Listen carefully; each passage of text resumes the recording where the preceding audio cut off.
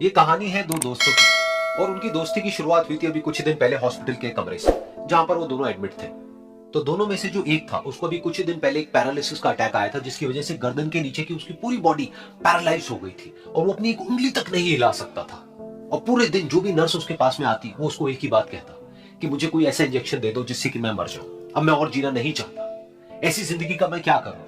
तो उसका जो दोस्त था उस कमरे में, क्योंकि वो चल फिर सकता था, तो रोज सुबह और रोज शाम को उस कमरे में खिड़की थी उसके पास में जाकर के खड़ा हो जाता और अपने दोस्त को बताता कि उस खिड़की के बाहर क्या चल रहा है। बिल्कुल नीला आसमान है, सफेद बादल है, हल्की हल्की हवा चल रही है और कुछ पंछी उड़ रहे हैं। एक बहुत ही सुंदर बीच है जहां पर कुछ बच्चे मिट्टी के घरौंदे बना रहे हैं। कुछ लोग हैं जो वहां पर बैठे हुए बस समुद्र की लहरों को देख रहे हैं। कुछ लोग जॉगिंग कर रहे हैं, कोई एक्सरसाइज कर रहा है, कोई पतंग उड़ा रहा है।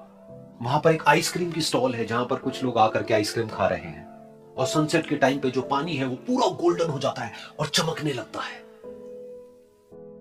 तो शुरू में तो जब उसने वो सब बताना शुरू किया तो उसके दोस्त के ऊपर ज्यादा असर नहीं हुआ, लेकिन धीरे धीरे उसके अंदर जीने की चाह जागने लगी। अब वो सुबह का इंतजार करने लगा कि जल्दी से सुबह हो और मेरा दोस्त मुझे बताए कि आज यहां पर क्या हो रहा है। कुछ दिन तक ऐसे ही चलता रहा। फिर एक दिन जब वो सुबह उठा तो उसने देखा कि सामने वाला बेड खाली है। फिर उसने नर्स को बुलाया और उससे पूछा कि क्या वो डिस्चार्ज हो गया है। तो नर्स ने कहा कि आपको तो उन्होंने बताया होगा, उनके पास कुछ ही दिन बाकी थे और कल रात को ही उनकी डेथ हो गई है।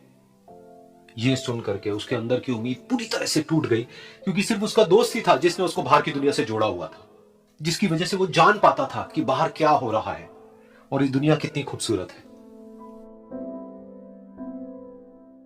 तो कुछ दिन तक तो वो रोता रहा और उसने जीने की चाह छोड़ दी।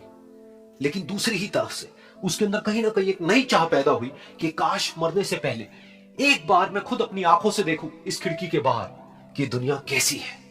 जैसे जैसे उसकी ये चाह बढ़ने लगी, उसको अपने अंदर एक अजीब सी एनर्जी महसूस होने लगी। और फिर एक दिन उसने अपनी पूरी ताकत लगा दी और किसी तरीके से वो बेड से नीचे गिरा और पकड़ पकड़ करके किसी तरह से उस खिड़की तक पहुंचा।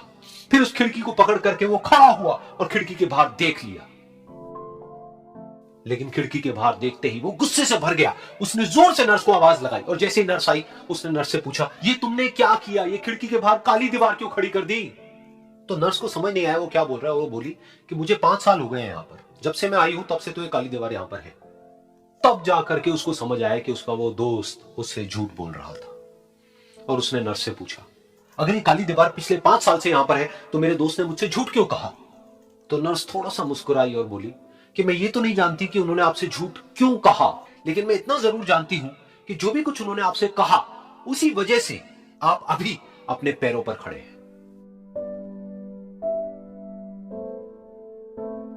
तो इस कहानी से हमको यह सीखने को मिलता है कि जो हमारे शब्द हैं, जो हमारे वर्ड्स हैं, जो हम अपने मुंह से बाहर निकालते हैं, उसमें इतनी पावर है जिसकी कोई हद नहीं है। वो किसी आदमी को गिरा भी सकते हैं और उसको उठा भी सकते हैं।